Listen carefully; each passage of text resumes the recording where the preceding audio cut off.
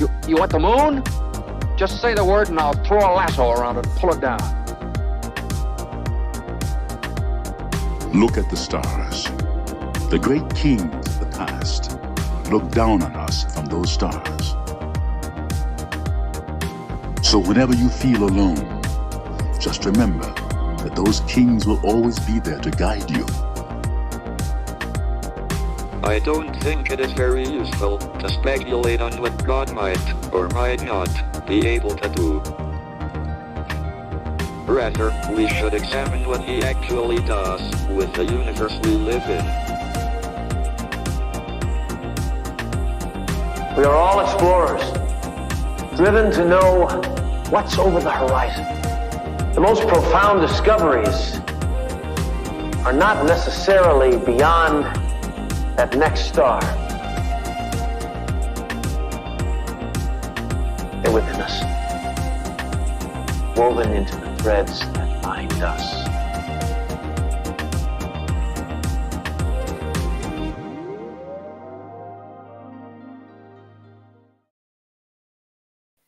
Hello, beautiful people, and welcome to our first live stream of 2023. Happy New Year. It's a big shift in energy that we're feeling, not just because the calendar changed, but we have a lot to talk about astrologically today. A lot of planetary shifts happening. Venus is now in Aquarius. The moon is in Gemini. The sun and Chiron are squaring each other. So we're going to break it all down. We're going to be talking a lot about Venus and Mars today, but it's so beautiful to see you all here in the new year. Hi, Corby. Happy New Year to you. Hello, Rachel. Hi, Nick. Say hey if you're joining us live, and let me know, how's the new year feeling for you? How's the energy feeling for you today, or just with this new year in general? It's Capricorn season, so, we're all feeling a little more practical. It's still very much winter. It's been very rainy and gray where I live, but we're going to connect with each other in this community and get the new year started. If you're not already feeling that buzz, that's what we're here for. So the sun is in Capricorn today. The moon is in Gemini. To update that, for those of you who follow me on Instagram, you know that I was without internet most of the day yesterday, so that's why we had to postpone the live stream until today, but we still have plenty of time to talk about what's going on, and we're still certainly feeling the shifts that took place last night and yesterday. So in today's episode, we'll talk through Monday's forecast and today's forecast, but like I said, we're still feeling the energy of yesterday. Oh, wow. Yeah, Nick, you were one of those people who was without power. 33 hours without power. I know a few people who went 3 nights without power here in the Sacramento area. So I'm happy to hear that your power is back on, that you're able to join us live. I think most of the power has been restored in our area, but there's a ton of storms coming in. So, the whole US is feeling this huge, what's it called, atmospheric river right now, which is definitely starting the new year off with a bang. Yeah, Corby says it's rainy there too, feeling grounded and practical, still taking things slow and making calculations, risks, movements. Perfect for Capricorn season, calculated moves, right? And, as I'm talking about the rain, I think it's so cool. We're going to be talking about Venus and Aquarius today. And of course, Aquarius season is coming in just a couple weeks. But I think of Aquarius like the rain cloud, right? And Aquarius, the themes of Aquarius that will be coming up involve community. And I think it's so cool that we can experience the same storm system on different coasts in different places, this energetic connection between all of us because of the atmosphere, because of the sky. So just a little reflection about Aquarius energy before we get into things. Rachel says she's okay. Energy's still kind of heavy, trying to stay grounded, give myself that grace, but it's been kind of hard. Right there with you, Rachel. I guess sometimes there is darkness for a longer time. And remember that it's a time for introspection. It's a time for stillness. It's a time to be in the darkness. That's what winter is all about. And honestly, it's very fitting for Capricorn season that we're in this slowness, in this stillness to really process the things that are coming up. Yeah, I've been stuck in my head, lots of self-shaming. Give yourself grace. We are here for you. We see you. And we love you. It's going to get easier. It's going to get easier. Yeah. Sending you love and support. All right, let's talk about what we're feeling. Let's start with the sun squaring Chiron, actually. Speaking of healing, speaking of triggers, wounding, darkness, all the things. This is a transit that was exact on Monday morning at 8 a.m. But you can see on our chart here, the sun and Chiron still squaring each other. The sun at 13 degrees, Chiron at 11 degrees. So we're pulling away from that square. But remember, when we talk about transits, most astrologers use either a 5-degree or an 8-degree orb, which means that we still feel the transit within a 5 to 8 degree range.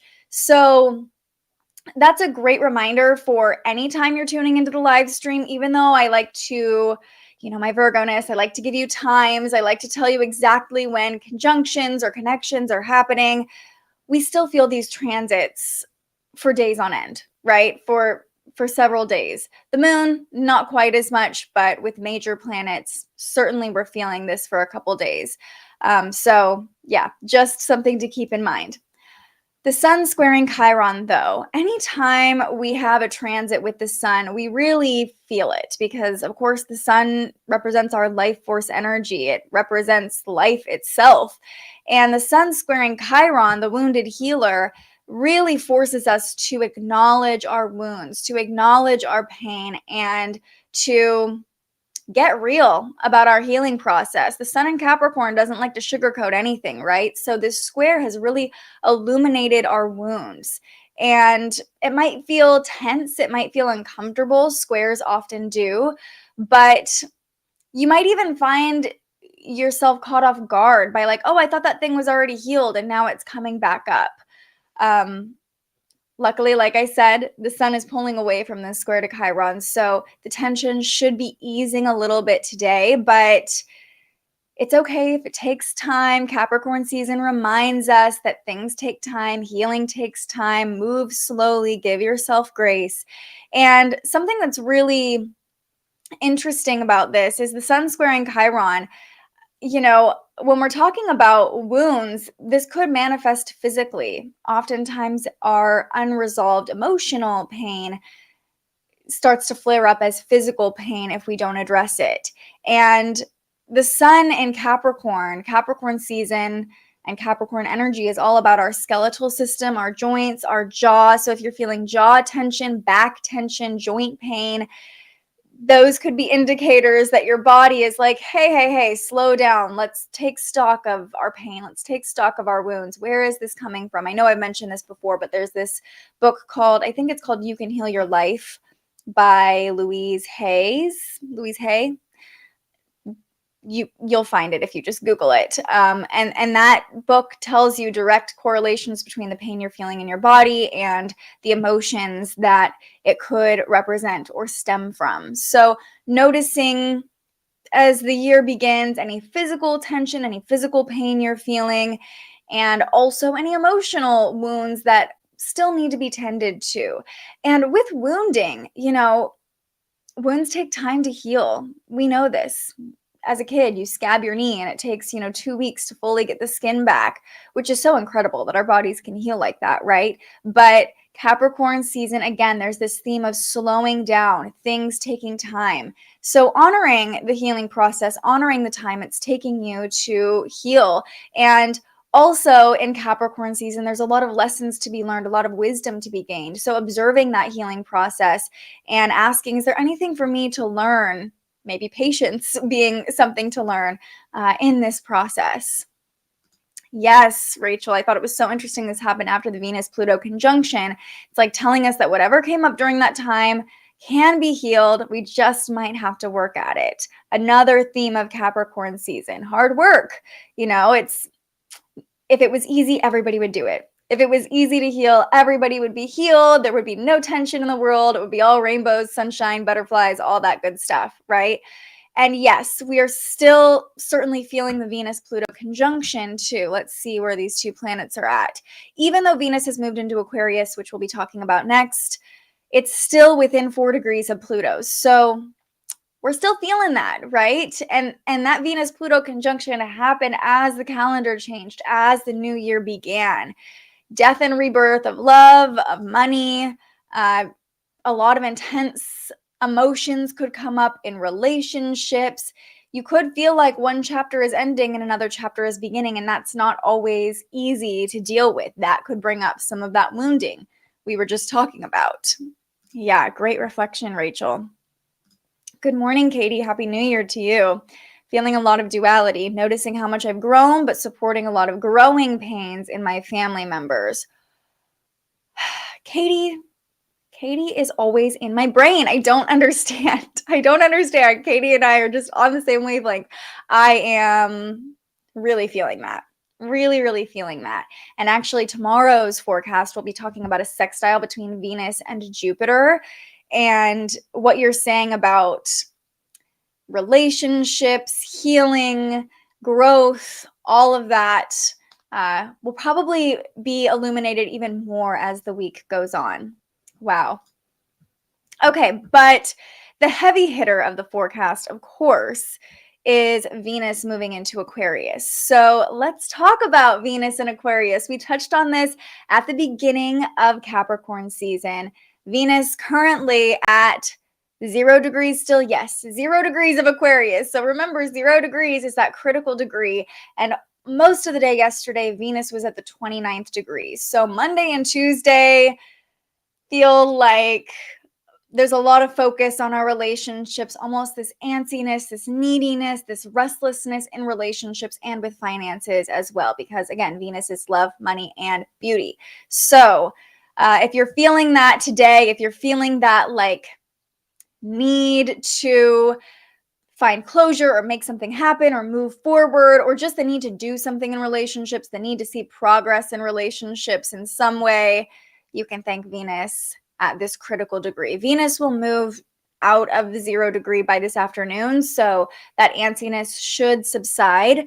But let's talk about the themes coming up between the beginning of January and the 26th of January with Venus and Aquarius. So Venus, I will say it one more time. I don't know why I keep having to repeat myself on this, but Venus, the planet of love, money, and beauty. So when we apply this to Aquarius energy, Aquarius is the weirdo of the zodiac, likes to march to the beat of its own drum, likes to do things differently, innovate, connect with community. All these themes are going to show up in our relationships and in our money and our bank accounts. When it comes to love, we're going to crave a different kind of love with Venus and Aquarius. We might even be attracted to odd people we don't normally find ourselves attracted to, kind of thinking outside the box when it comes to relationships, finding new ways to relate to other people, not just romantically, but in friendships as well. Especially with Venus and Aquarius, I saw this great post from Colin of Queer Cosmos about Venus and Aquarius reminding us that one person or two people, our best friend, our partner, they're not meant to fulfill all the roles in our life. Venus and Aquarius reminds us of the importance of community, the importance of diversity, the importance of having this person that can give us insights about this thing and another person who can help us feel emotionally supported, and a therapist and an accountant, and all these people who really can't be tied up into one person. So diversifying the way that you relate to people, diversifying the connections you have with people, and leaning on more than just one or two people for your needs to be met can be really important with Venus in Aquarius. And that's where being attracted to different kinds of people can come in. Basic relationships really just aren't going to cut it with Venus and Aquarius. Like, we need to feel like, oh, you get my kind of weird, right? Like, you see me and I see you and we're kind of the same kind of weird, or my weird is attracted to your kind of weird type of situation. You might also find yourself being a little more innovative with how you spend money, being forward thinking, future thinking, not in the sense of Venus and Capricorn, like needing security and stability and long-term goals, but more like a little riskier with money. Like, ooh, if I just do this investment at the beginning of the year, by the end of the year, this is going to pay off. So thinking differently about money as well. I love Venus in Aquarius for helping us appreciate the oddities of other people, odd beauty, interesting artwork, interesting aesthetics as well, and just finding beauty in the weirdness of life. I feel like we're all just going to be attracted to more weird things over the next couple weeks. So yeah, finding new ways for financial success, for relating to other people. It's all about new perspectives and innovation with Venus in Aquarius.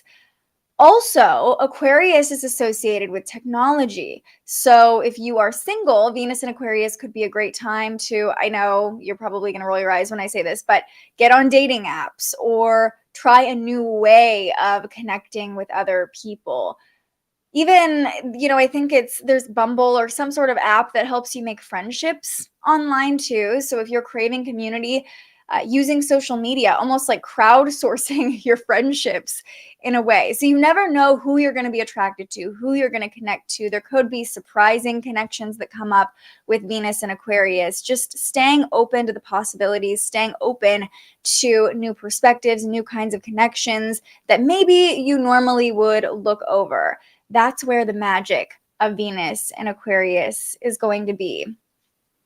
Absolutely, Katie. It's definitely going to be a beautiful transit for you with Venus conjunct your sun, conjunct Mercury, Venus in your second house as well. I see financial flow coming to you with Venus and Aquarius. Lots of good things with this transit moving through your chart. Hi, Elena. Happy New Year. Ooh, Rachel says, I keep hearing this message. Recently, I've been falling into self-isolation and I'm afraid I'm not showing up in community well. I've been trying to sort out why I'm having this self-doubt. But here you are, Rachel, showing up in community. And I love that we're talking about technology as well with Venus and Aquarius, because we live in this day and age where we can connect with people without having to physically show up, without even having to show our faces. Your words are a way that you can connect with people. So again, thinking outside of the box of what it looks like to show up in community. Maybe you showing up in community is just showing up on social media, putting yourself out there online, posting to your Instagram story, connecting with people through technology or in other ways that feel a little bit more comfortable for you in this phase in your life. Don't discredit yourself for all the different kinds of ways that you're showing up and trying to connect and trying to call in money and expressing your beauty in the world. Wow. She says, also, I have been using Bumble, found 2 friends here. If anyone wants to find friends, I highly recommend trying to use it. See? New ways of connecting with people with Venus in Aquarius. And Venus in Aquarius will carry us into Aquarius season. So it's like we're getting a taste of that Aquarius energy. The Lunar New Year is during Aquarius season. We also have Pluto moving into Aquarius in March. So this is a big year for Aquarius energy. And this is kind of the first little taste we get of that. Now, what was really interesting is right before Venus moved into Aquarius, she opposed Lilith at the 29th degree. So this is the current chart, but you can still see when Venus was at 29 degrees, there was this opposition to Lilith. And this is the energy we probably felt, well, I know we felt most strongly on Monday, but I just want to touch on this because the transition from Venus in Capricorn to Venus in Aquarius might have felt a little more intense than a normal transit or a normal shift. Venus opposing Lilith reminds us that there's a fine line between knowing our worth and abusing our power in relationships. Lilith wants us to be in control of ourselves, to be sovereign, but in her shadow, Lilith can definitely come out as hostility or control. And especially with Venus coming off of that conjunction to Pluto, trying to control or manipulate relationships feels just a little too easy right now still. So that could be a reflection you're having, a new perspective you gain now that Venus is in Aquarius, kind of looking back on the past couple days. Hindsight is 2020, right? And seeing any methods of control or manipulation that you were falling into, or even desires to control other people, manipulate other people, to be in control of money even, to find our sovereignty or attempt to find our sovereignty through controlling other people. But the key here is remembering that staying calm helps us stay sovereign, helps us stay in control. So we can only control ourselves. But if any power struggles popped up or harsh ways of relating to other people popped up with Venus opposing Lilith, giving ourselves grace for those moments if they've already passed, knowing that that could still flare up, right? Lilith is at the 29th degree still. And anytime there is a planet, a placement at 29 degrees, it's a little bit of restlessness. So I feel like in general, Lilith at 29 degrees is this kind of need for control, this wanting to be in control, this wanting to be sovereign.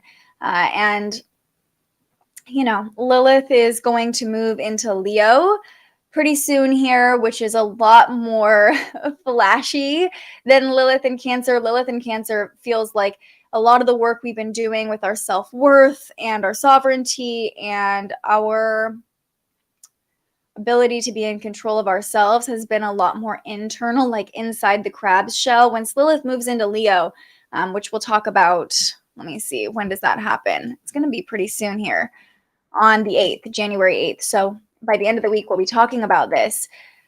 This is just a reminder that all week we're going to be feeling Lilith at the 29th degree and probably this like need for control, needing to be in charge of ourselves, right? So fair warning, that could be coming up. Yeah. Yep. My daughter has been so intense. Intensity is a great word to describe Lilith at the 29th degree. She has Lilith at 27 degrees and Scorpio conjunct her ascendant. Woo! She is a powerhouse, isn't she? And remember, if she has Lilith at 27 degrees, Pluto is sextile her Lilith and her ascendant. So the intensity is high for her right now. And that's okay. That's okay.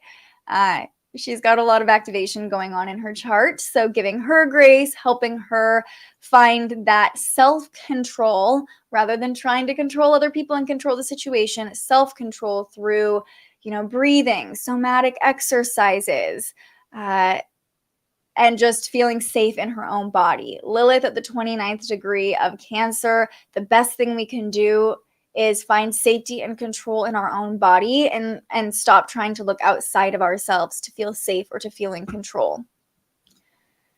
Feeling the need for clarity, Rachel says, I surrender has been a repeat mantra for me these past couple weeks. This Virgo is feeling the need for control. Yeah.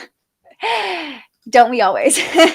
But even more so right now. So yeah, kind of an intense transition from Venus in Capricorn to Venus in Aquarius. And something I noticed yesterday with Venus at the 29th degree, with Lilith at the 29th degree, and the moon at the 29th degree yesterday evening was just witnessing other people in my life trying to not control the situation, but almost get control of the situation, if that difference makes sense. Like get a handle on things, like, oh, okay, we got to deal with whatever is feeling insecure right now with all these planets at the 29th degree. There's almost this restless energy I felt of like, okay, now's the time to like put it out there or to like say how we feel or whatever. So you might have experienced that too.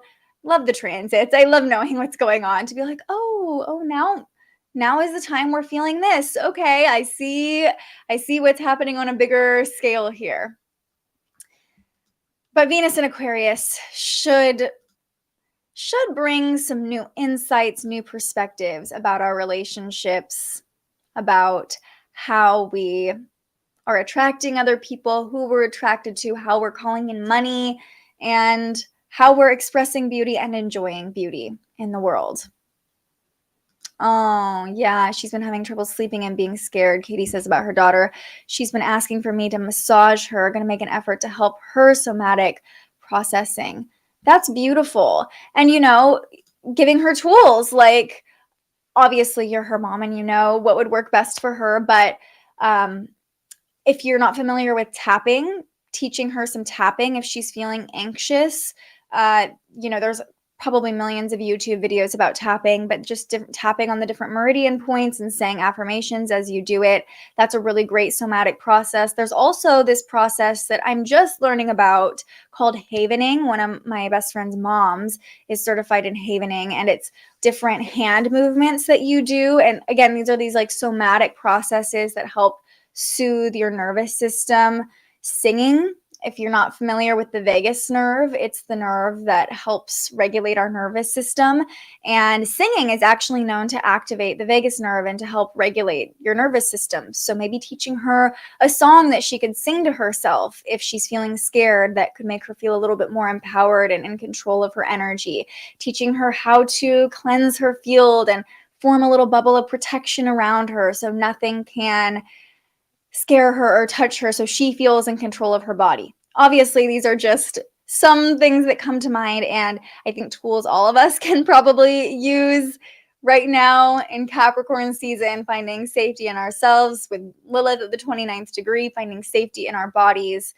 There are so many tools, and Venus in Aquarius too reminds us that this is the information age. This is the technology age. So leaning on technology, not just for connecting with other people, but Mercury will move into Aquarius pretty soon here too. Well, after the retrograde, so in February sometime, but we'll probably be experiencing new insights, new information coming in. So yeah, sing it out, draw it out, dance it out, scream it out. Love that. I feel like I need that on like a plaque in my house or something. Okay. So let's talk a little bit about what was going on with the moon, just very briefly going through yesterday, and then we'll get to what's happening today. Not a whole lot happening today, so we're still certainly feeling the influence of yesterday's energy quite a bit. But yesterday, the day began with the waxing gibbous moon in Taurus. We're making our way towards the Cancer full moon on Friday. And the waxing moon in Taurus, this is how we welcomed in the new year.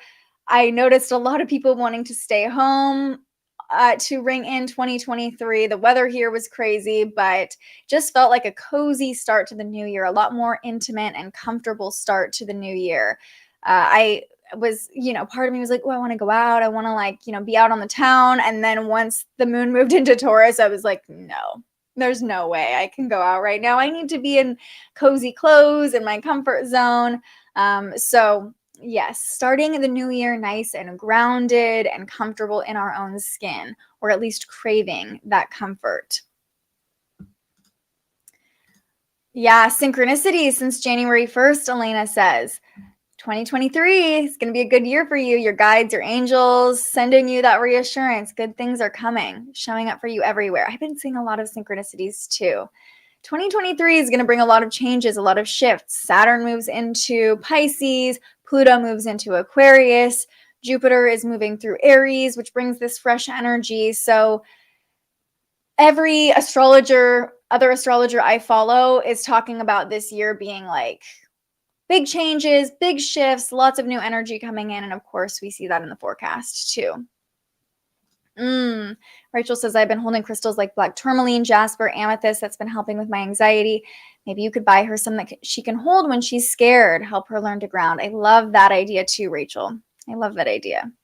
Spent a lot of time reading a book about UFOs without power by candlelight. Love that. What a way to bring in 2023. That was my New Year's weekend. Being attracted to weird things like UFOs, like if Aquarius was a being, I feel like it would be an alien. Venus in Aquarius is probably going to bring out all this Aquarius energy coming up is probably going to bring out that like alien in all of us. And honestly, with Pluto moving into Aquarius, I could see more information about extraterrestrials, the universe coming into our awareness over the next couple of years, or many years, I should say, because Pluto takes a long time to move through a sign. Yeah, a little altar by her bed. I love that idea. Or in her room. Okay, so yesterday, the moon, we started Monday with the moon squaring Saturn. The moon really came into this huge mashup on Monday morning with a square to Saturn, a trine to Mercury retrograde, and a sextile to Neptune. So just in short, encompassing that energy to start Monday morning, you might have felt confused, sad, a little bit like tired, just not super motivated to begin the week.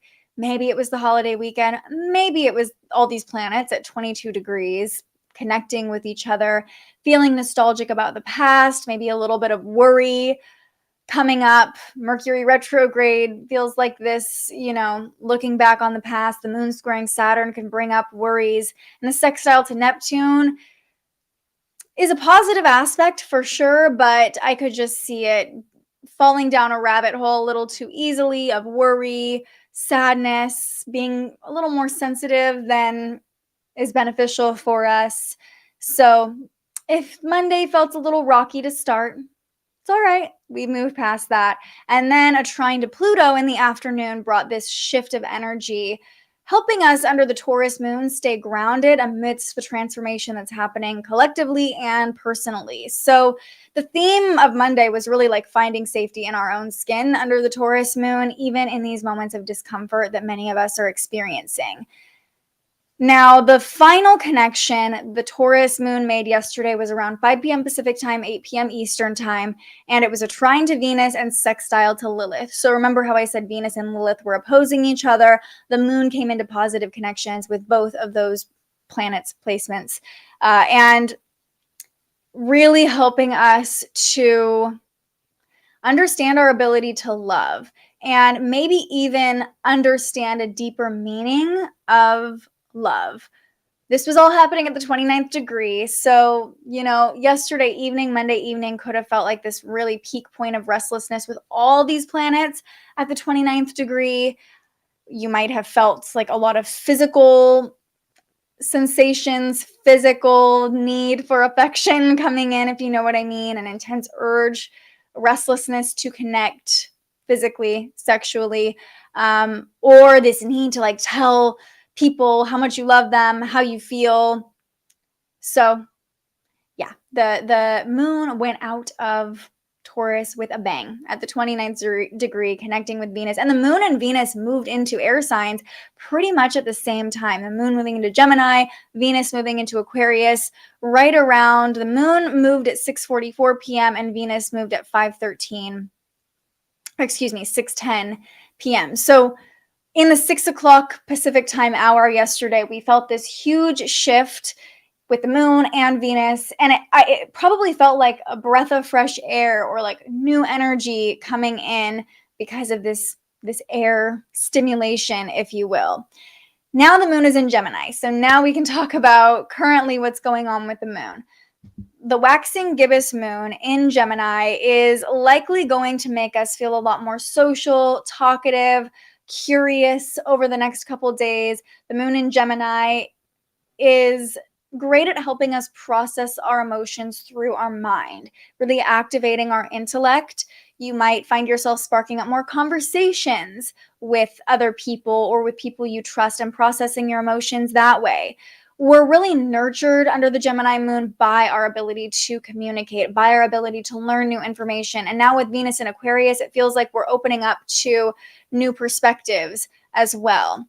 Writing about our feelings, speaking about our feelings can help us understand them more easily. So your words are one of your greatest assets with the moon in Gemini over the next couple of days. Journaling about how you feel, talking about how you feel. Sorry, I have like a hair tickling my forehead right now. And even sharing about how you feel in the chat here, that's a really great way to process your emotions with the moon in Gemini.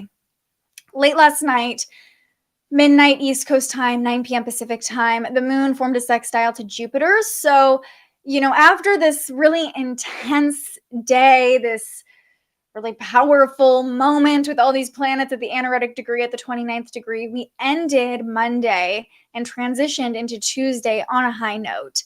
When the moon and Jupiter connect in this positive way, it can help us see silver linings, can help us feel more optimistic and upbeat, especially the conversations that we've been having under the Gemini moon, really helping us to see those silver linings, lean into growth, understand that we're taken care of, that everything is working out exactly how it's supposed to. That is the beauty of Jupiter, just really giving us that reassurance, and talking it out with people, writing it out can really, really help us. On Instagram, someone says, I felt that all exactly at 6:30 Pacific time yesterday. The 29th degree is hard to ignore. So yeah, like what was going on last night, right around the time both the moon and Venus transitioned into new signs. Yeah. Nick says he felt some restlessness too. Yeah. Luckily, Lilith is the only planet left at the 29th degree right now. Pluto in the next the next month or so will be coming into the 29th degree for an extended period of time, but we're not going to worry about that right now. We're going to get to that when we get to that. Let's talk about today, though. Enough about Monday. Let's talk about what's going on today and really what we're feeling right now. So I'll pull up the chart and you can see where's the moon in Gemini, conjunct Mars. There it is. So this is the energy we're feeling most strongly today. This is really the only major connection between planets that we're feeling today. The moon conjunct Mars. Remember, Mars is retrograde. So there's this really potent awareness of what's been going on with Mars retrograde. Mars is retrograde until the 12th. We're coming into the end of the retrograde. Thank goodness. But it's like the moon connecting with Mars and Gemini is really bringing this mental awareness of the review that we've been doing during this retrograde that began at the end of October. So it's wrapping up, coming to a close, and maybe you're processing all the things you've been reviewing about your motivation, about how you're spending your energy. Remember the visualization I shared about Mars retrograde. Mars in Gemini is like we've been juggling. We've been juggling all these things. Our energy has been placed in all these different outlets or places. And Mars retrograde slows down the juggle, and maybe some balls have dropped in the process. You know, maybe some things that we were doing, that we were spending energy on, are no longer feeling aligned, especially coming out of New Year celebrations. A lot of people are like really reviewing their motivations, setting goals for the new year. If you're not there yet, that's totally fine too. I would at least wait until the new moon if I was you. That's personally what I'm doing. But if you're feeling motivated to set some goals for the year ahead, like really reflecting on how you spent your energy last year can be a powerful tool to help you be a little more realistic about what goals are achievable and how much energy you want to spend on those things. So today could be a really great day actually to journal about Mars retrograde, about the realizations you've had about how you're spending your energy, what your motivations are over the past couple months, and then taking that data, taking that insight, and applying it to the year ahead. Now, in general, when the moon is conjunct Mars, we can be a little bit aggressive. We have plenty of energy to work with today to go after our goals, lots of motivation when the moon is conjunct Mars, but it can also make us a little restless, a little irritable, a little aggravated. So luckily, this is happening at 8 degrees, not any critical degree or anything like that, but I guess the warning label here, especially with Mars retrograde, is be careful of moving too quickly, of jumping to conclusions, especially with the moon in Gemini. We are a lot quicker to think and assume. You know, Gemini energy likes to move fast. It likes to learn things, bring in information, share information outward. So it's really easy to jump to conclusions with the moon conjunct Mars, and anger, aggravation could come up as well. I think, moving your body, releasing some of that pent-up heat, some of that pent-up energy, whether it's raging on the page, dancing around your house, going for a walk, just moving that energy in a productive way is probably going to help you out when the moon is conjunct Mars. And like I said, we'll probably be feeling this most of the day today because we have one other connection to talk about, but it's a lot more minor. Yes, being able to multitask for sure. Mars in Gemini is multitasking 100%. However, Mars is still retrograde, so don't burn yourself out.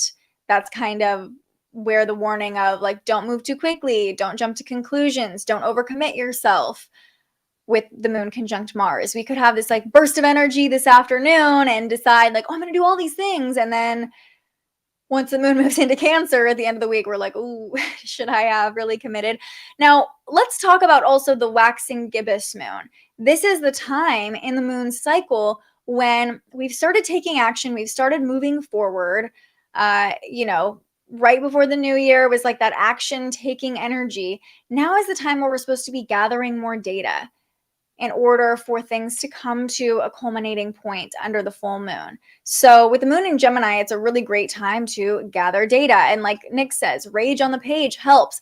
Gathering data about your own emotions. Sometimes it takes, slowing down and like reflecting on how you're feeling to really fully understand how you're feeling. And even uncomfortable emotions deserve our attention. They deserve our awareness. Sometimes that's the best way to move through them, is to be like, oh, I'm feeling anger about this right now. Okay, I accept you. What is that anger asking for? What does it need? So just really slowing down your process. It could be very easy to get caught up in the go, go, go, do energy of the moon conjunct Mars today. Ooh, Rachel says, I was thinking this morning, that major question of Mars retrograde, what do you want?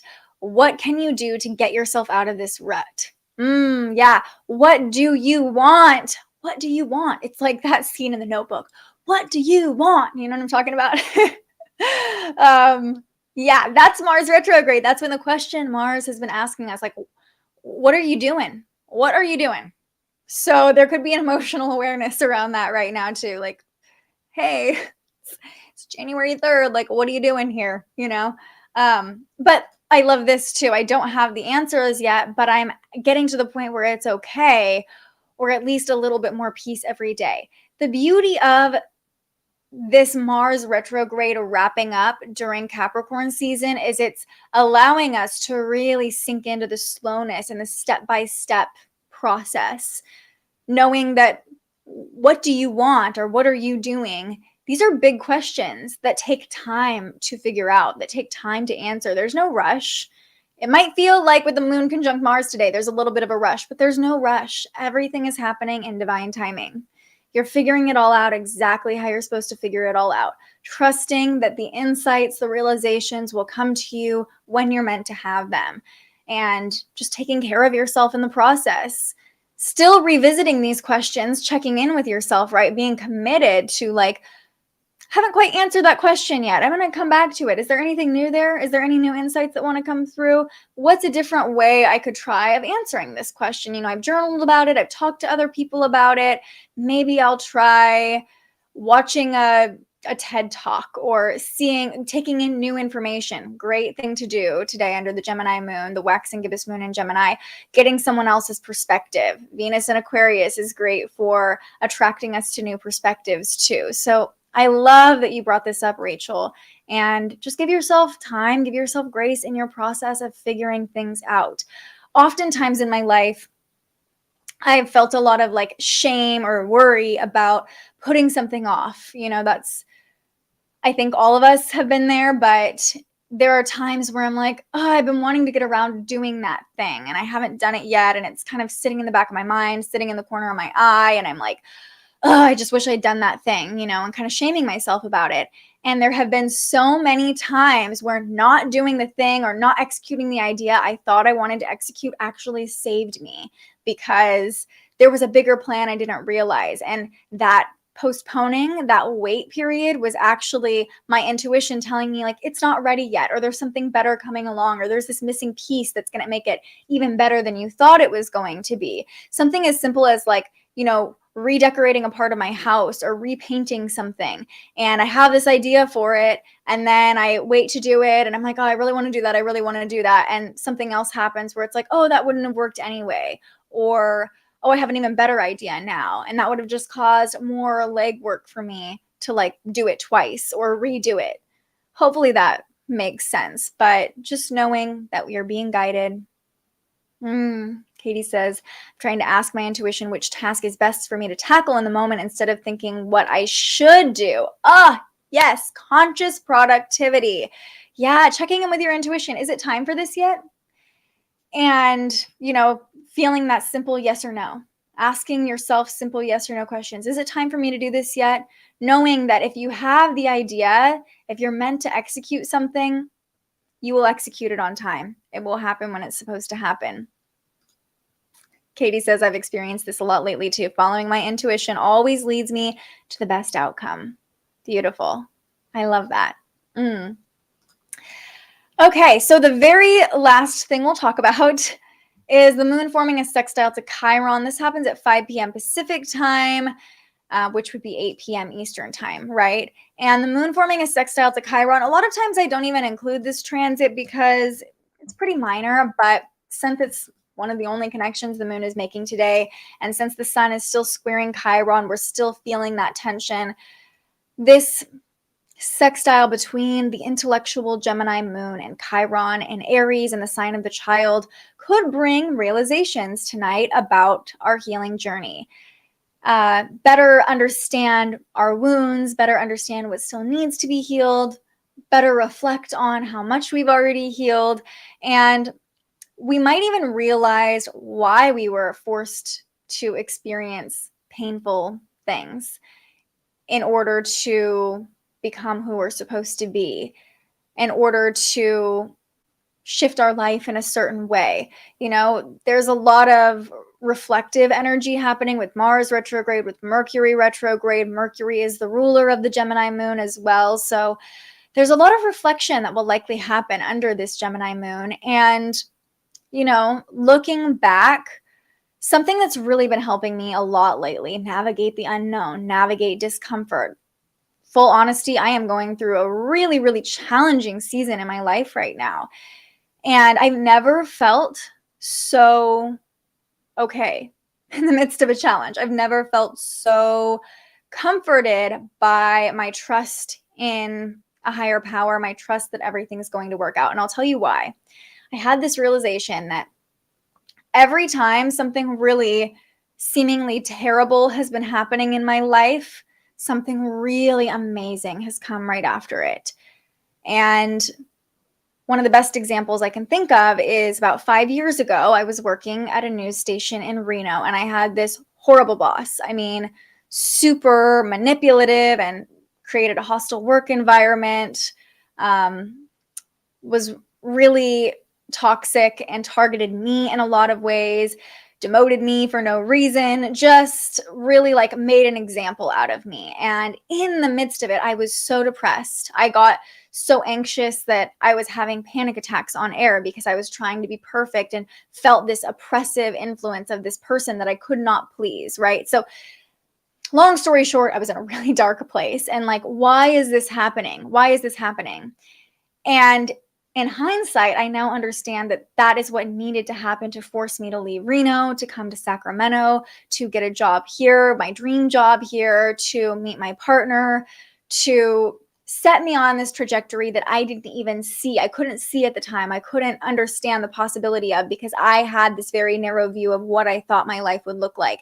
And if that boss hadn't come in and really forced me out, I probably would still be working there. I'd probably still be working there. I would have probably climbed the ladder and been a main anchor at this point and been living in Reno, maybe still in my last relationship. Who knows? Who knows?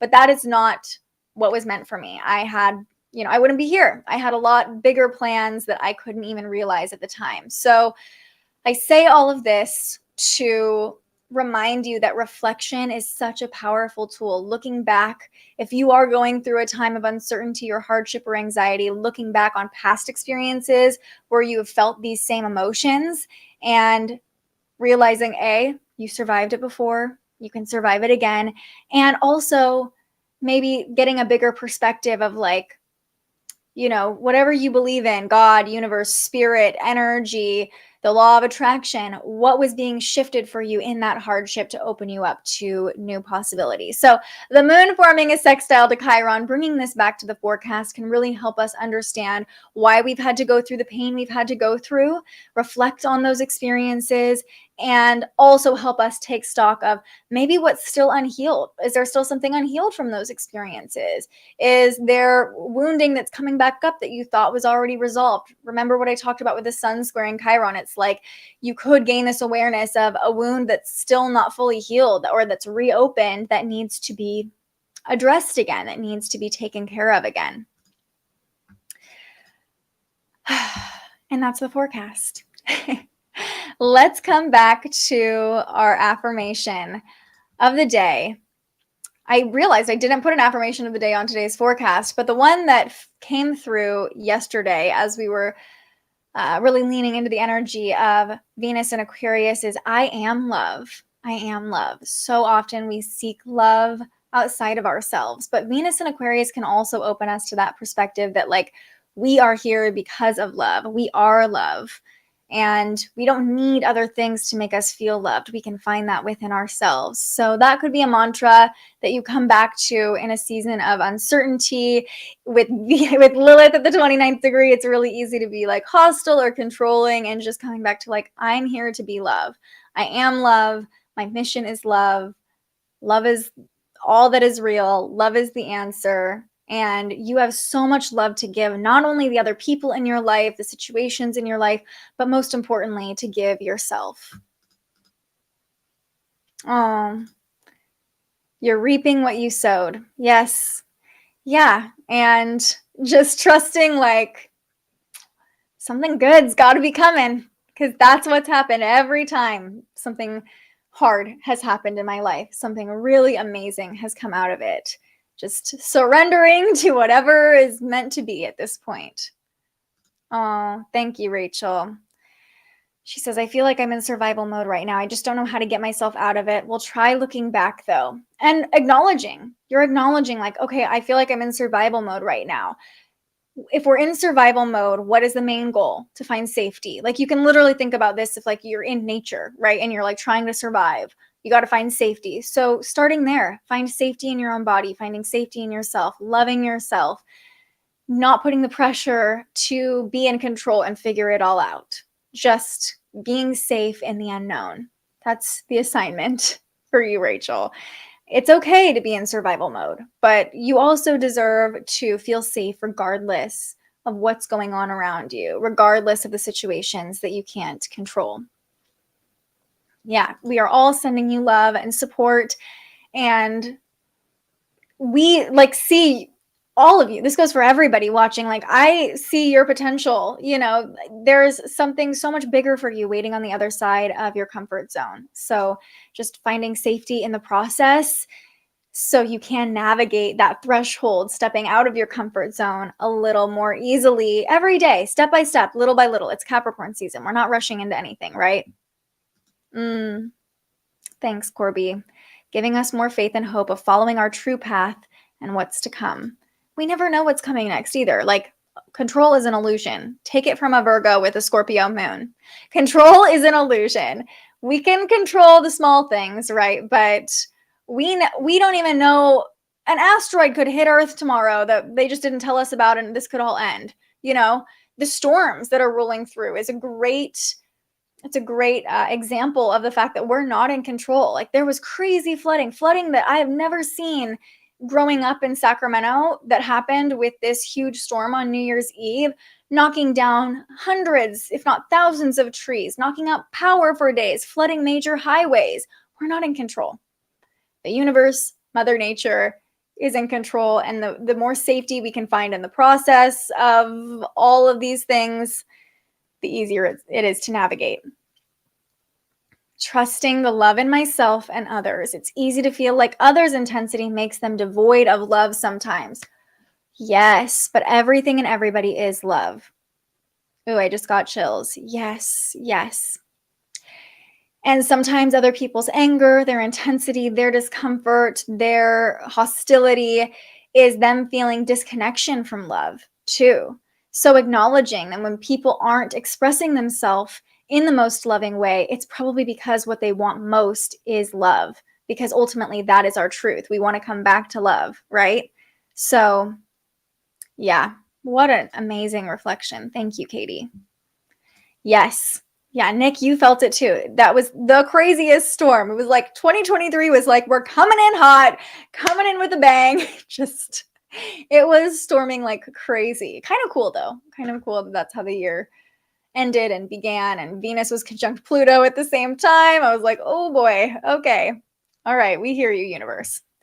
Okay, we're going to finish up with a tarot pull, and we have a special treat today because I am pulling from a brand new deck. I've never even opened this deck. It was a Christmas gift. It's called Neo Tarot.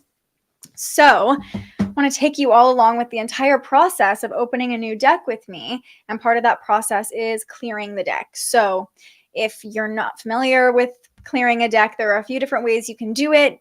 Some people smack the deck if you don't have like a crystal or sage. I always put selenite on top of the deck before I pull from it. It's usually sitting on the deck the whole time we're doing the live stream. Just so you know, I like to have the deck cleansed before we pull from it.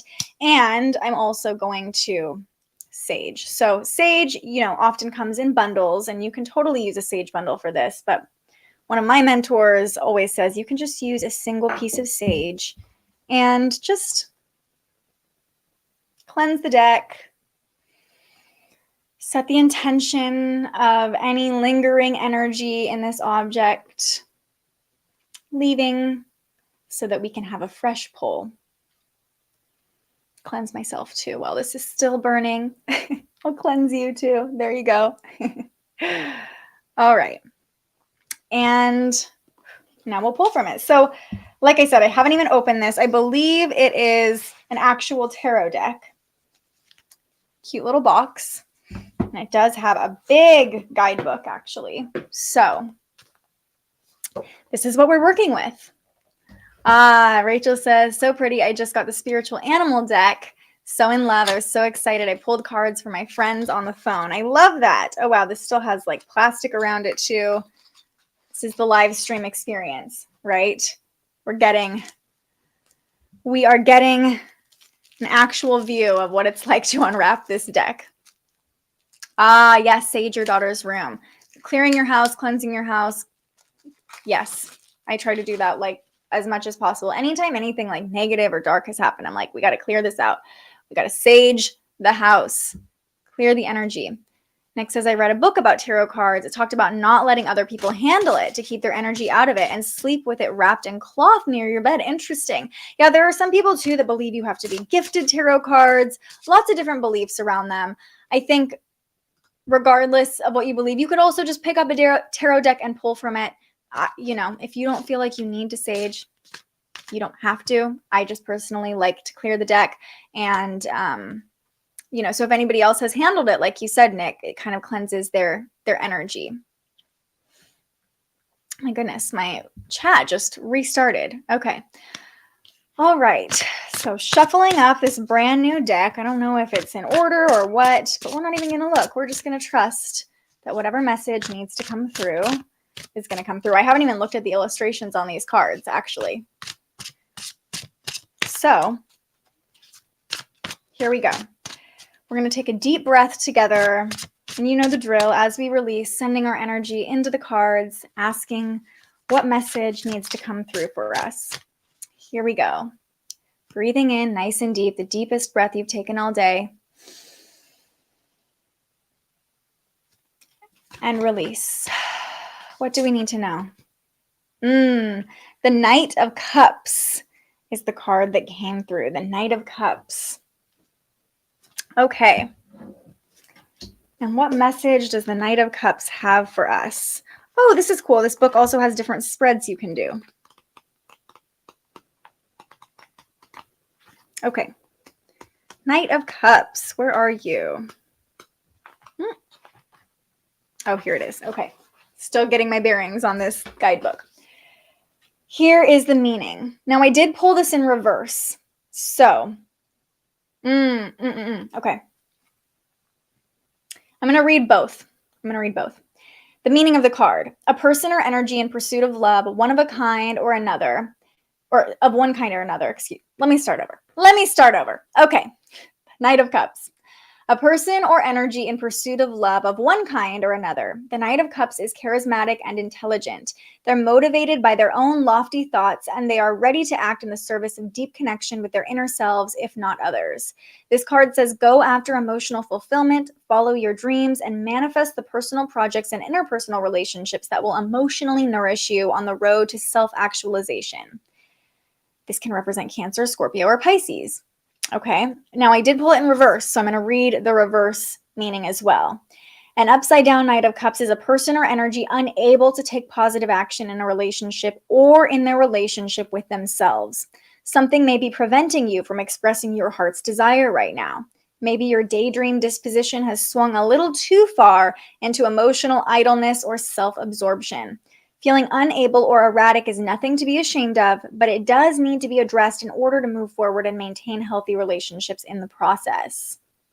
Okay, well, that was on point for me. I don't know about you, but yeah, the card does feel very Aquarian. And I think it's interesting that the theme of this card, whether upright or in reverse, was all about relationships, kind of calling back our own energy in relationships, but also reflecting on how our needs are being met or unmet in relationships, which is so cool since we've been talking about Venus in Aquarius, that Venus-Pluto conjunction. This really feels like the aftermath of the Venus-Pluto conjunction, really taking stock of our connections with other people and what they're bringing to the table, as well as what we're bringing to the table, or what we're holding ourselves back from bringing to the table too. Yeah, and the reverse does feel like that retrograde energy too, like reflecting on maybe how you're stalling or holding back, or what action you're not willing to take or not wanting to take right now, and understanding the deeper motivation behind that need to pause or pull back. Interesting. A balance of our relationship with ourself and others. Yes, the Knight of Cups. Super cool. I like this card deck. I'm going to look at some of the other, here are some of the other illustrations. This is called the Neo Tarot deck. It feels very like graphic, really cool illustrations. It's a really thick deck too. So this is just the first you'll be seeing of that deck. Of course, we'll use it more, but the first card pull, a powerful one, really putting the emphasis on our relationships. All right, everyone, that is going to do it for our first episode of the year, our first episode of 2023. We still have a couple more days. We're going to begin our transit tracking group on January 21st. So you still have a couple weeks to sign up. It'll be a month-long moon cycle that we'll go through together, where I teach you how to track all these transits in your own chart and really decipher how the current energy is affecting you personally. So we're going to meet over Zoom a couple times.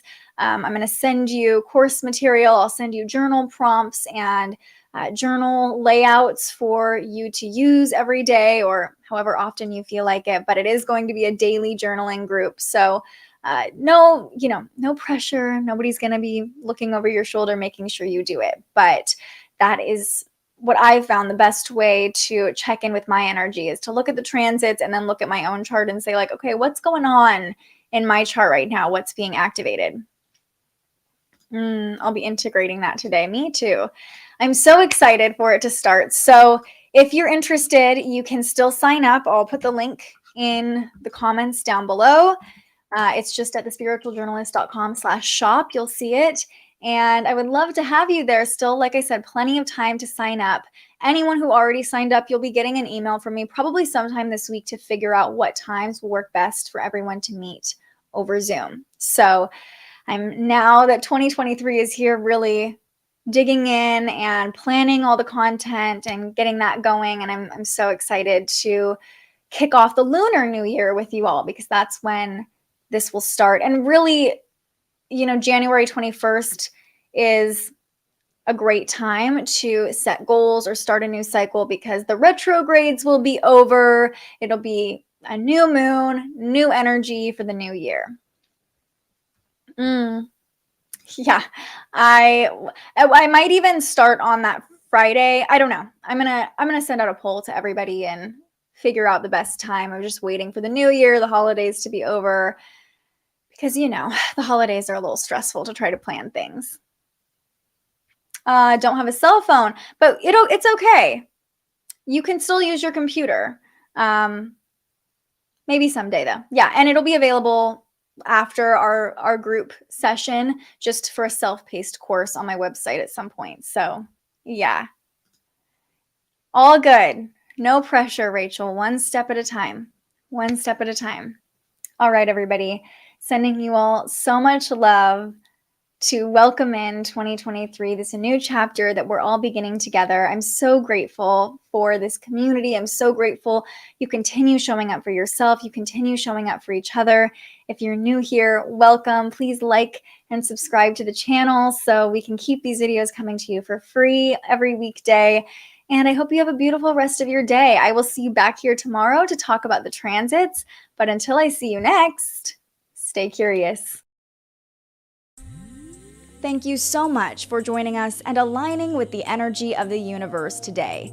If you enjoyed this morning's episode of Transits Today, you can join our live astrology discussion every weekday morning right here wherever you're watching.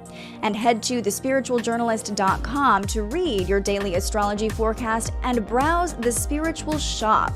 The most fun way to help keep these forecasts free and support more content like this is to buy yourself a little something on our website.